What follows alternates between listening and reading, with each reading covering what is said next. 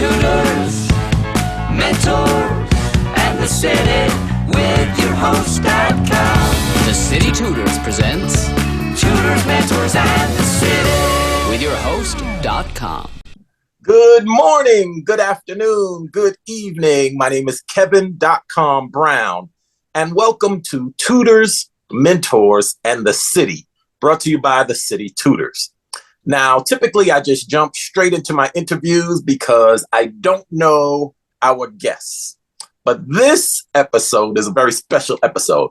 Even though I've never met this gentleman before, I'm familiar with his organization, and I know they fight to protect our children, our most vulnerable here in New York. So I am honored to meet this gentleman.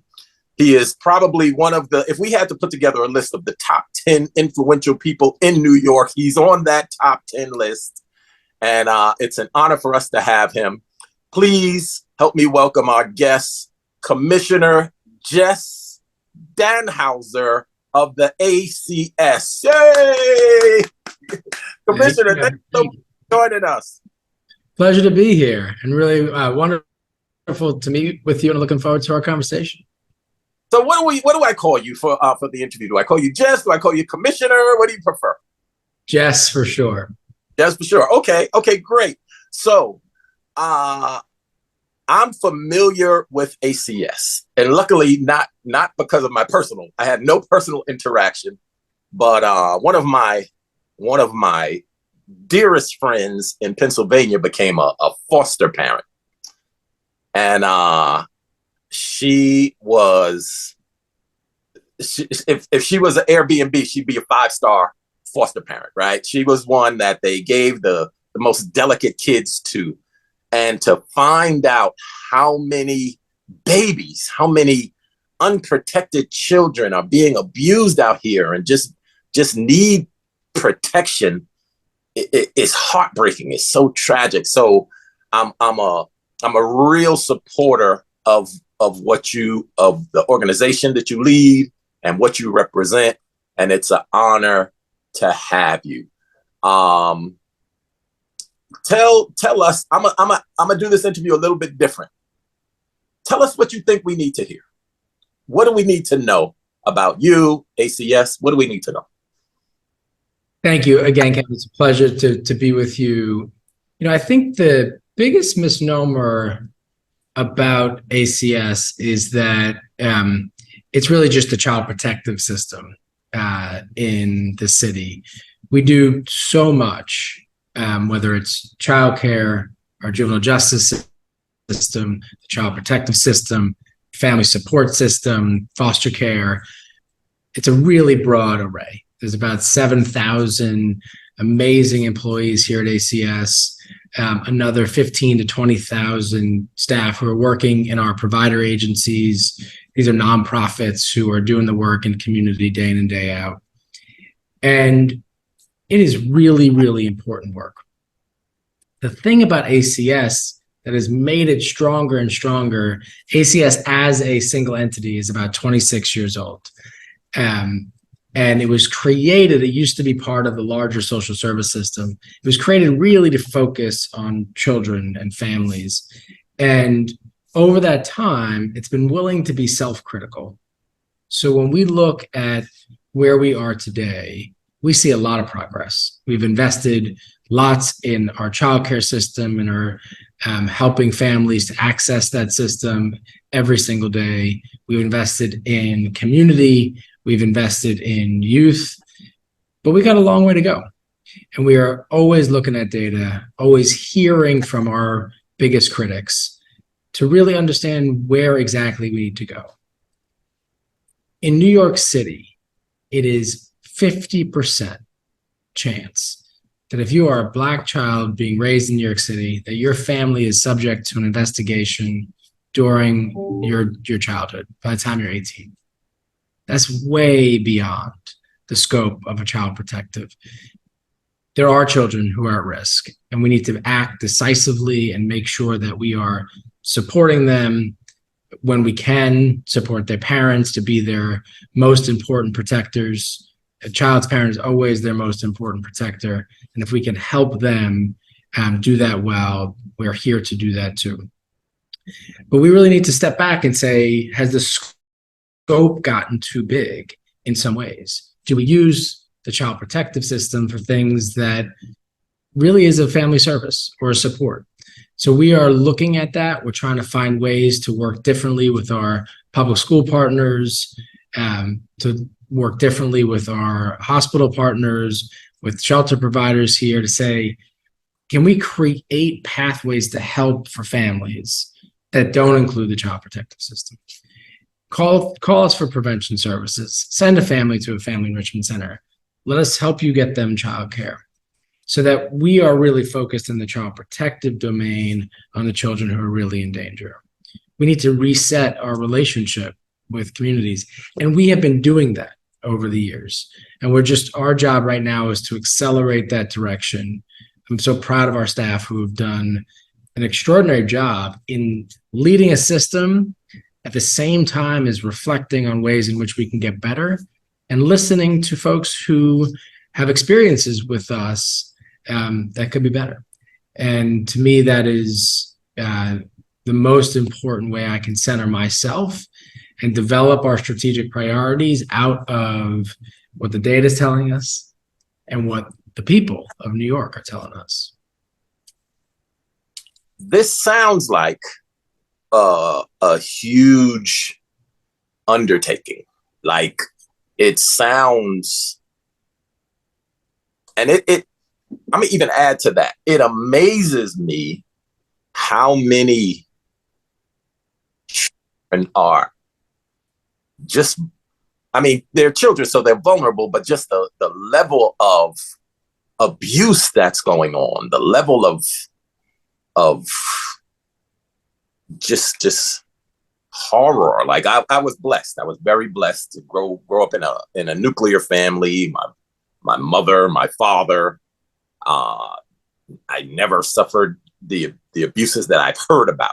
I've only seen them in movies. I've only heard stories about them. But for so many, that day to day, that's a day to day existence that they have to try to survive. What does it do working in that sort of environment? Do you have, like, after the pandemic, we can recognize, we can identify a certain amount of mental suffering that the world went through. Does ACS employees, do they have greater issues when it comes to things like that, working in that environment every day? It's a hard job, that's for sure. And we have seen, we've created healing circles, we've created supports, trauma supports for staff. Our staff are tough and sometimes don't take them. And so I try to convince them that we all need to really, we're stewarding trauma and stress all the time. And I use that word steward because it's different than experiencing it, but it is within the work that we are doing day in and day out. Sometimes our staff put themselves in situations that are risky. And so we're working to make sure that they feel physically and psychologically safe. It is absolutely difficult work. I am grateful for them. I try to shadow them. I try to really understand what they're doing day in and day out, whether that's in the child protective realm, whether that's at our children's center, whether that's in our detention facilities. Our staff are extraordinary. And so we do everything we can to try to create environments where they feel safe. That also includes feeling safe when they make a mistake. The press comes down on us fast, right? So I see it as my job to really be the one who's held accountable. Our staff are doing an extraordinary job trying to make really difficult decisions. Some situations are clear. You can tell abuse, but most of what we get involved with is unclear. There's maybe a parent who's struggling. 80% of the calls we get are for neglect, not abuse. And so we're really trying to understand the family dynamics. And I know if you walked into my family on one evening and tried to figure out everything that was going on there, you'd be unraveling a lot, right? It's not something that is easy to figure out in a moment. And so I support our staff making good judgments. If you, on the best information you can gather, make a good judgment, they're going to have my support. And I think that is also about creating, it's also part of creating something that we call safety culture here. So that we're making the decisions out of the best interest of the child, not because we fear something that could happen to us. That we always focus on what's in the best interest of the child and of that family, and the best way within that family construct to protect that child. So our staff were amazing during the pandemic. On the flip side of all that stress and stewarding all that trauma is the amazing things you get to be exposed to every day. To see young people thrive, to see families really come together and create systems that work for them, to get the help that they need. We are exposed to a lot of human strength and triumph. And so you also have to make sure you're experiencing that. Later today, I'm going to a youth leadership council and really getting to hear from young people about their dreams. So, and during the pandemic, I think for a lot of us, it was difficult. I was at that time leading a nonprofit called Graham Wyndham, and we flipped all of our operations on our head, as so many others did, to make sure that technology got out, the food got out, and to be able to pick up groceries and take them to somebody in the midst of the pandemic, that is soul fulfilling, right? That is work that many who weren't essential workers and were at home didn't get to experience. And I, for one, feel like that's a privilege that gives so much strength back into the work. I get my energy from being out, being in the community, really understanding how we're doing, what we're doing well, what we can do better. It's not that work that's draining. It's the rest of it sometimes that can be difficult when folks make judgments about our team too quickly or don't understand the work that we're doing. Sometimes that can be a bigger challenge. So this is a question. I'm going to ask this question about the system, child protective system, but it's not about New York. The dear friend that I'm referring to was a foster parent, or is a foster parent, in Pennsylvania.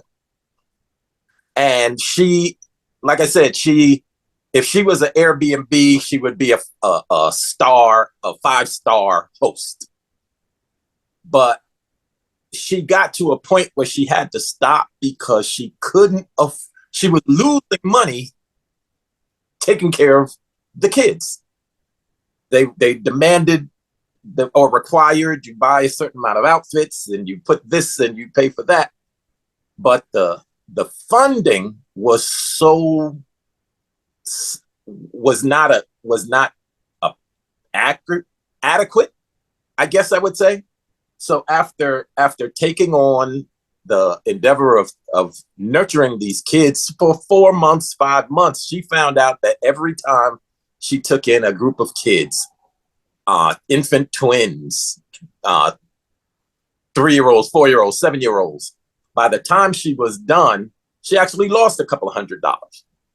Now, this is not New York, so it's not an attack on you. It's a question about the concept.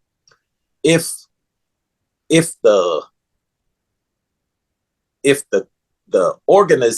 company, ACS, I don't know how we refer to ACS as an organization or the government, how do we refer to it? But if the hope is that people will take these children in and nurture them and protect them into foster care, why is the funding so inadequate in Pennsylvania? Right? Not in New York. We'll use that as Yeah, I can't speak intelligibly about Pennsylvania, but I think for sure here in New York, recently there was a lawsuit that caregivers brought against the state, and it was settled, and rates have gone up substantially. And so I encourage foster parent networks to really use their power and to advocate around legislation and other ways to make sure that the costs that they're incurring are covered. And it includes, often the challenge is really including some of those unpredictable costs and making government nimble to meet. Sometimes there are transportation costs to get kids to school while bus lines are set up, or there are costs sometimes associated with service needs or just getting the childcare started. So what we've done here in the city is try to map out every single step of the way, and there's still some gaps that we're filling, but to have as quickly as possible that childcare subsidized voucher turn on so that the childcare is paid for, to make sure that we can get resources. About half of the children who come into foster care in New York City go to family members, directly to an aunt, an uncle, a grandparent, and we are supporting them that we can turn the money on right away to make sure that they have enough to care for their niece or their nephew or their grandchild, and to make sure that that rate is enough.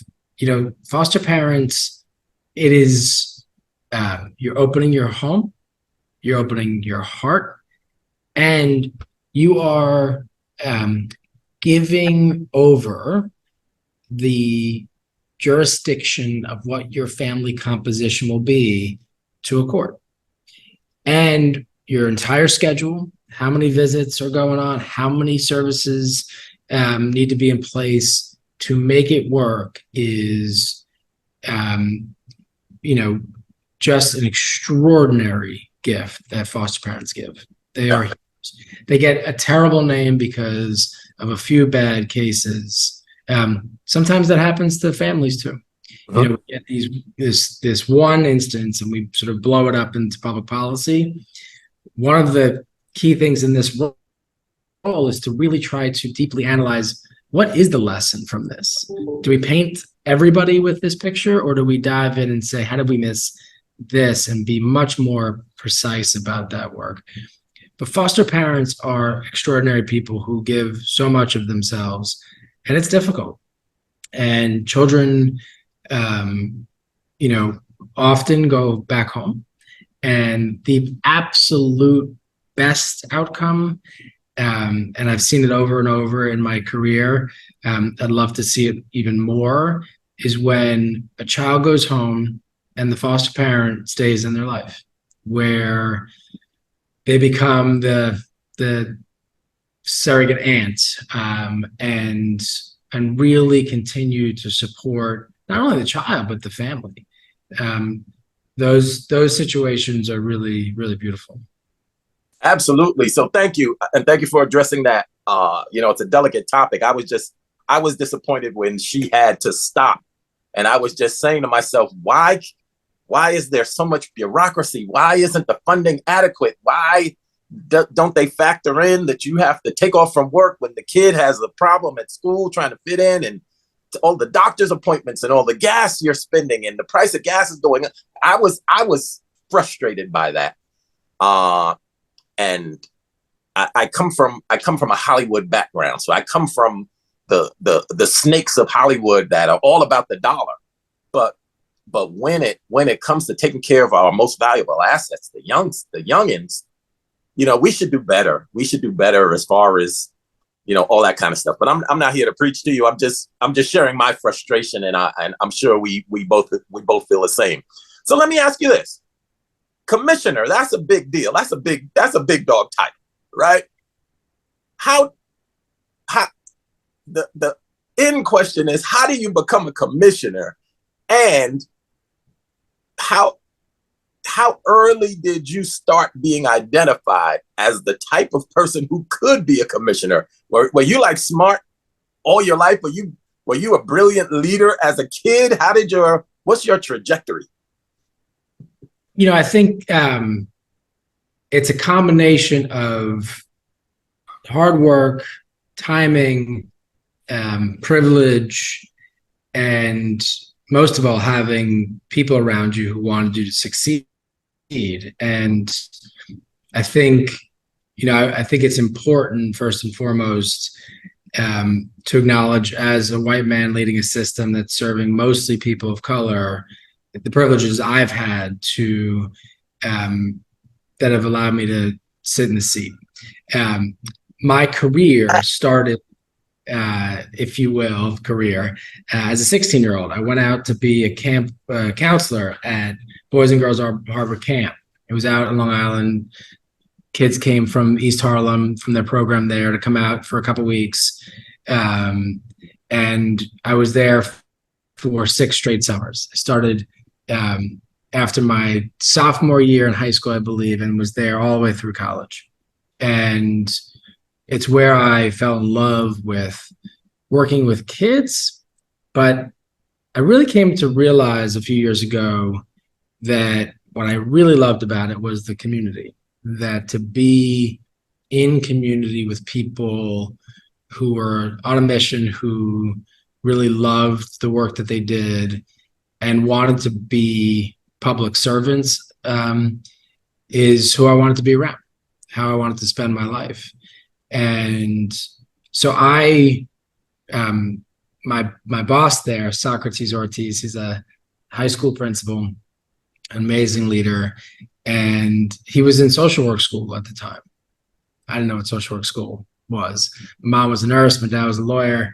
And, while they were always taught us to serve, that wasn't the way in which I was introduced.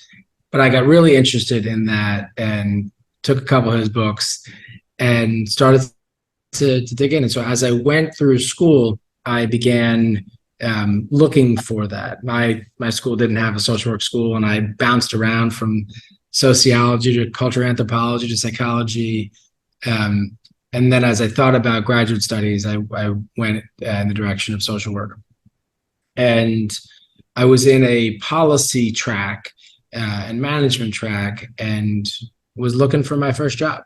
And I got very fortunate to work for the commissioner of homeless services here in New York City, who was Linda Gibbs, who became a deputy mayor. And I worked for her for a couple of years and learned an extraordinary amount. And she was the type of person, if you wanted to work, she would give you more responsibility. So if you wanted to be there till 10 p.m. and write the first prevention homelessness RFP, she'd give you that opportunity. And I think the one thing I was smart at was knowing my limitations and knowing what I didn't know. So I went and spent time with everybody in that organization to learn what we had tried before, what they think might work, talk to community leaders, and was able to really build something out of my lack of knowledge. And she encouraged me to come here to Children's Services and to work as chief of staff to then Commissioner John Mattingly, who was another extraordinary mentor, and I learned so much from.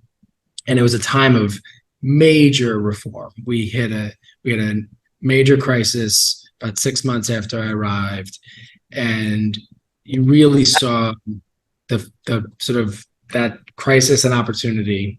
And I was able to, because the timing, my wife was working. She was, at that time, she's now an Episcopal priest, but she was a corporate lawyer at that time.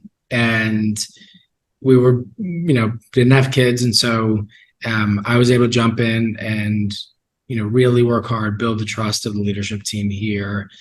And over time, I really wanted to get back to that work directly with young people, and ended up at Graham Windham, a nonprofit, and learned from extraordinary people there who've been doing the work for many years, got deep into programs, got to know families, got to know young people, got more deeply connected in communities that we care about, like Hunts Point, and really, really learned from the people around me. And so it was always wanting to be learning from folks and wanting to be in community with people doing service that that drove me. Sister Paulette Lamonaco gave me Servant Leadership, the book, decades ago, and I've really tried my best. I know I probably mess it up all the time to be of that type of service.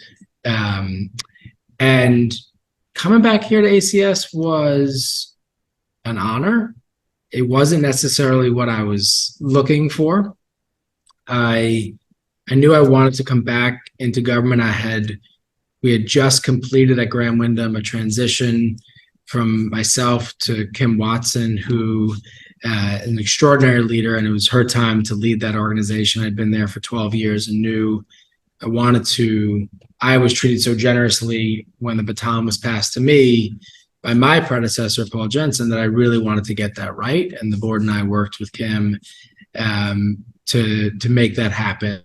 And I was thrilled about it. And I was looking for my next path, and was very interested in coming back into government, to serving in the Adams administration. But I would say my first choice wasn't here, but I think it was where I was called to be back. And it's been wonderful. My boss, Deputy Mayor Ann Williams Isom, asked me to step into this role, and the mayor appointed me.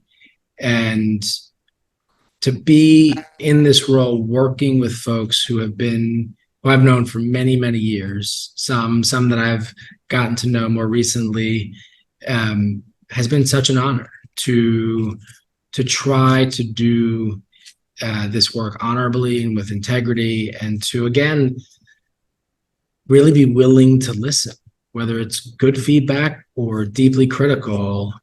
The system has to continue to evolve to do right by families. So it's I would say, for those who are looking for inspiration from this, if I can provide that, do the job you are doing right now as if you were doing it, as the place you want to go.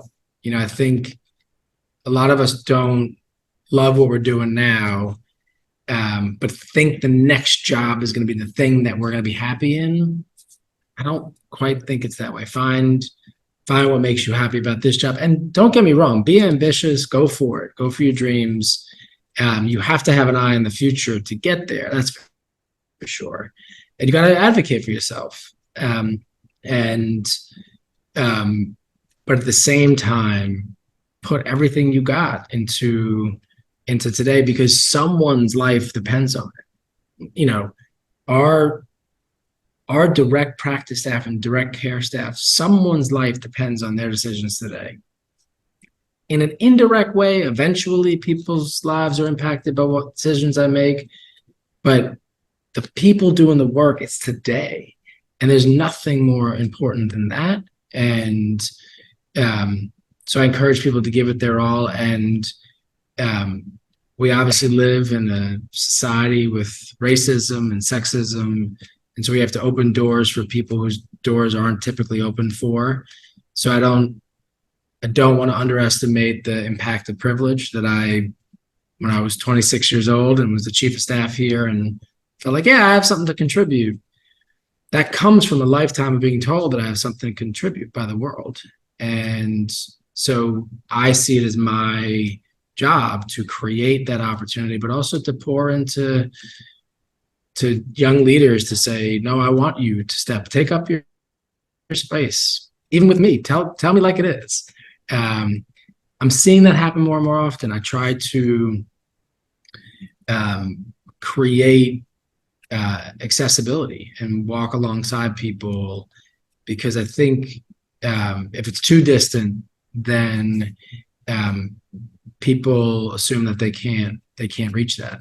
And it's a journey. Life is long, hopefully, and I really do think we as leaders who are lucky enough to have this have to always be conscious of how long we're occupying the space too, and we got to move on sometimes. Absolutely. So commissioner is appointed. Like, there was no listing on Indeed. That's right. That's right. I serve at the pleasure of the mayor. Okay, so when the mayor's term is up, does that mean your term is up also? How does that work? One has to assume. I suspect that he's going to do quite well. He's the hardest working person I know, and one of the honors of this job is we do a lot of these community conversations, and to see him in community, the depth of his understanding of the issues. We have a program called College Choice. He knows every facet of that program down to the amount of the stipend that we provide and the length of it. And so it's been a real honor to work with him. I'm certain that he's going to continue to succeed. So we'll see. I think I take seriously that you don't get promised anything but today in these kinds of roles, and so you got to make it count. But I'm here to serve for as long as I can imagine. But we'll see. We'll see how that all plays out. I don't have any control over all of that, but I know that this is really a race, a relay race, if you will, between administrations. ACS has had good transitions most often because the leaders care about what has been created over time and see the trajectory. We had 50,000 kids in foster care, Kevin, in the late 80s and early 90s. We have less than 7,000 now. And that work is generational work. And so I know that it's not about sort of what points I can put up on the board exactly. It's about how far we can push this forward and progress. It doesn't matter, who gets the credit there. What really matters is whether we continue on this change trajectory. Absolutely. Okay. So all that being said, first of all, thank you so much for your time. I know you're a very busy man, and it is our honor to have you here. As you know, the city tutors. Our biggest demographic is CUNY students, University of New York. We're a not-for-profit startup. We provide free tutoring. We provide free mentorship to anybody that wants it, and it's all free. We work with corporations, we sponsors, we do programs, we do 2 or 3 events each week for the college students. But our largest demographic is college students. What do they need to know? Is there any secret sauce? Is there anything that they absolutely have to hear before we wrap up our interview? So I know a lot of young people in college and have tried to support a lot of young people through college and through other choices in their early adulthood for career. I think the most important thing is just to keep going. If you're on a path, even with setbacks, just keep grinding on that path. We saw so many young people leave college before we created what we call our Fair Futures program because they didn't have money to put in their pockets. And this is why we created the College Choice program. So we'd get them set up. They'd have, scholarships. But then they'd call and say, "Oh, there's a book that just got added to the syllabus. I don't have $300." Or, "I don't have a credit card, so I can't do my laundry. Do you know those credit cards here?" And so we created this coaching program so we could get in front of those issues and really make sure that we support them. I feel like I want to say to our young people, don't feel shame about it taking longer. They never print your diploma they never print your age on your diploma. Just keep going. That life is longer than you think when you're young. And I really feel like there's a sense for a lot of our young people who've been through a lot that they're behind. And I think if we can help them see their journey as longer, that this is one step in it, and how much that diploma will serve you well. And the world's changing. People can get to have a living wage in different ways and have a career in different ways. So I'm not saying it has to be college, but if it is, just to see that journey through, and you'll also create momentum. Confidence builds over time. I love sports, and so you watch the best of the best fail, right?